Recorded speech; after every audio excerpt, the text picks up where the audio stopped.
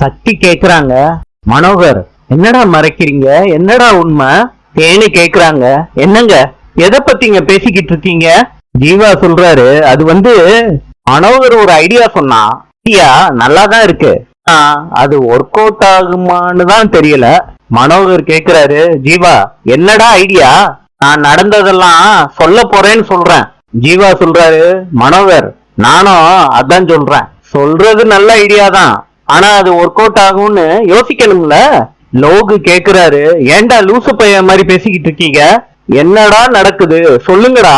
பாண்டி சொல்றாங்க, கடன் பிரச்சனையா தான் இருக்கும், வேற என்ன பிரச்சனை பண்ண போறான். தேவி கேக்குறாங்க, அதுல வேற என்னமாச்சும் பூதம் ஒளிஞ்சுகிட்டு இருக்கா, என்னடா பண்ணி தொலைச்சு வச்சிருக்கீங்க. மனோகர் சொல்றாரு, அவன் என்ன பண்ணான்னு தெரியுமா? ஜீவா சொல்றாரு, அண்ணன் பேசாதனே, சொன்னா கேளு. ஜீவா என்ன பேச விடுறா. அண்ணே நான் சொல்றேன், நீ பேசினா கன்ஃபியூஸ் பண்ணிடுவ. கயல் சொல்றாங்க, ஐயோ நீங்க இப்பவே கன்ஃபியூஷன் தான் பண்ணிக்கிட்டு இருக்கீங்க.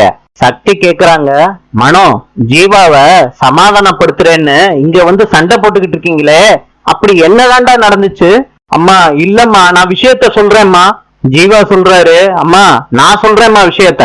மனோ சொல்றாரு, நீ ஒன்னும் சொல்லாதடா ஜீவா, உண்மை எல்லாத்தையும் நான் சொல்லிக்கிறேன். லோகு சொல்றாரு, டே ரெண்டு பேருமே வாய மூடுங்கடா. டே மனோ நீ சொல்டா என்ன நடந்துச்சுன்னு. அப்பா அந்த 5 லட்சம் ரூபாய் பணத்தை எனக்காண்டிதான்ப்பா ஜீவா எடுத்தான். மனோ சொன்னதை கேட்ட உடனே வீட்டுல இருக்க எல்லாரும் ஷாக் ஆயிடுறாங்க.